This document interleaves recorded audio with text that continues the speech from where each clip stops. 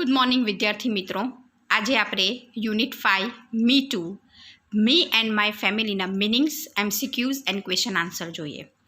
Meanings: antenna, ANTENNA, antenna. Antenna એટલે કે જીવજંતુઓની મૂછ. જે જીવડા હોય તેને અમુક જીવડાઓને મૂછ હોય તો તેને આપણે શું બોલવાનું? એન્ટેના. ANTENNA, એન્ટેના એટલે જીવજંતુની મૂછ. ક્રીચર, CREATURE, ક્રીચર એટલે જીવજંતુ કહે ને તેને ક્રીચર કહેવાય. ક્રિએચર નહીં બોલાય દીકરા, શું બોલાય? ક્રીચર. CREATURE, ક્રીચર એટલે કે જીવજંતુઓ.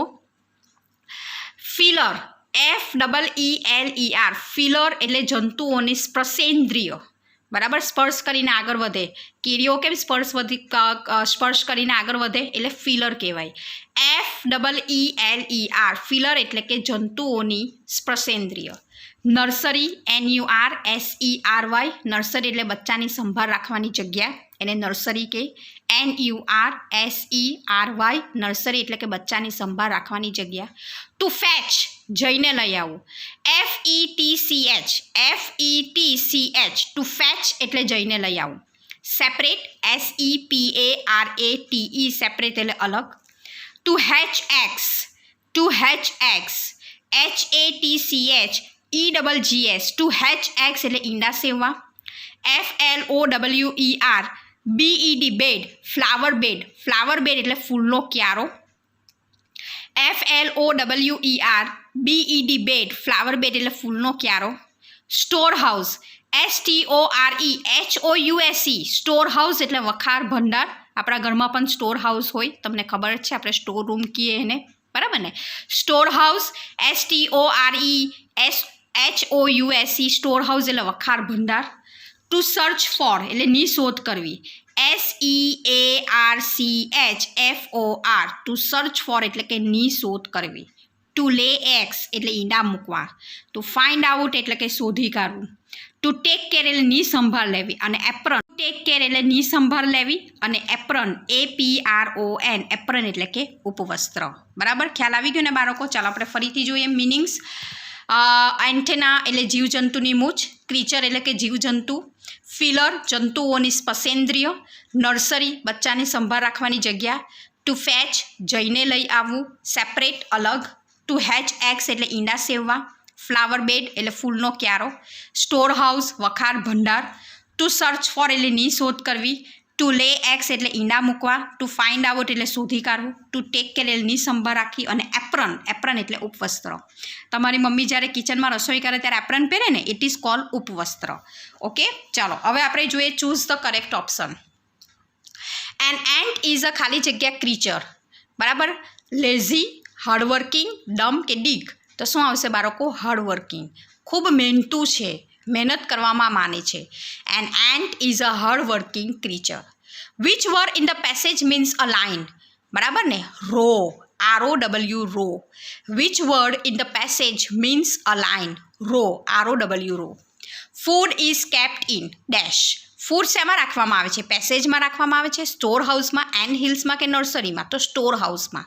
ફૂડ શેમાં રાખવામાં આવે છે? ફૂડ શેમાં સાચવવામાં આવે છે? તો food is kept in storehouse. ખાલી જગ્યા, do not go out in search for food. Food માટે કોણ બહાર શોધવા જતું નથી? તો કોણ આવે છે બાળકો? સોલ્જર્સ. જે એન્ટના સોલ્જર્સ હોય છે ને, તે લોકો શું કરતા હોય છે? તો કે એ લોકો ફૂડ શોધવા માટે જતા નથી. એ લોકોનું એ કામ નથી કે એ લોકો ફૂડ શોધવા જાય. બરાબર, એટલે soldiers do not go out in search of food. બરાબર, ચાલો ત્યાર પછી ખાલી જગ્યા ફીડ ધ ગ્રબ્સ. કોણ એમ કે ગ્રબ્સ એટલે કે નાના બચ્ચાને, બરાબર ને, એને કોણ ખવડાવે છે? તો workers. Workers feed the grubs. ખાલી જગ્યા feed the grubs, workers feed the grubs. આગળ, the queen ant lives for about ખાલી જગ્યા યર્સ. ક્વીન એન્ટ એટલે કે જે કીડીઓમાં રાણી છે ને, તે કેટલા વર્ષ સુધી જીવે છે? 15 years. The queen ant lives for about 15 years. Workers carry grubs for ખાલી જગ્યા. વર્કર્સ છે ને જે કામ કરનાર હોય છે તે લોકો ગ્રબ્સને ક્યાં લઈ જાય છે? Exercise and sunshine. Workers carry grubs for exercise and sunshine, એટલે કે સૂરજનો તડકો ખાવા લઈ જાય છે ને એક્સરસાઇઝ પણ કરવા લઈ જાય છે. ખાલી જગ્યા ઇઝ ધ એન્ડ્સ કાવ. જેવી રીતે આપણી કાવ છે તેમાં કીડીઓની પણ કાવ છે, પણ એ કોણ છે? Green fly. The green fly is the ends કાવ. Who is the ants cow? The green fly is the ants cow. Which word in the passage means special? Special માં જે પેસેજ છે તેનું મિનિંગ શું થાય? રિઝર્વડ, ખાસ. ખાસ મહેમાનો માટે આપણે એમ કે સ્પેશિયલ ગેસ્ટ આવવાના છે અને હોટલમાં જઈએ તો રિઝર્વ કરી દે તો સ્પેશિયલના એટલે એનો મિનિંગ શું થાય? સ્પેશિયલ, કોઈ સ્પેશિયલ આવવાનું છે તેના માટે. એટલે which word in the passage means special? Reserved. Why do the ants touch each other with their antenna? શા માટે તે લોકો એન્ટેનાથી એકબીજાને ટચ કરે છે? શાના માટે? ફાઇટ માટે, વાત કરવા માટે, કે એકબીજાથી દૂર ભાગવા માટે, કે એકબીજા સાથે ચાલવા માટે? તો શું આવે છે? ટુ ટોક, વાત કરવા માટે. Why do the ants touch each other with their antenna? To talk. બરાબર. ચાલો આપણે શું જોયું બાળકો? MCQ ફરીથી એક જ જોઈ લઈએ. An ant is a hardworking creature. Which word in the passage means line? Row. Food is kept in storehouse. Soldiers do not go out in search for food. Workers feed the grubs. The queen ant lives for about 15 years. 15 વર્ષ સુધી જીવે છે. Workers carry grubs for exercise and sunshine. The green fly is the ant's cow. Which word in the passage means special? Reserved. Why do ants touch each other with their antenna? To talk. બરાબર. ચાલો હવે આપણે જોઈએ. એકદમ easy છે. Answer the following questions. Where do the soldiers live? પહેલાં તો એમ કે સિપાહીઓ છે, કીડીના સિપાહીઓ ક્યાં રહે છે? તો કે in a barracks. Soldiers live in barracks. BARRACKS. Where do the soldiers live? Soldiers live in a barrack. Why do ants keep other creatures in their home? શા માટે એમ કે જે કીડી છે તે બીજા ક્રીચર્સ, બીજા જીવજંતુને પણ સાથે રાખે છે? તો એનું પર્પઝ છે એન્ડ્સ કીપ અધર ક્રીચર ફોર પ્લીઝન્ટ સ્મેલ.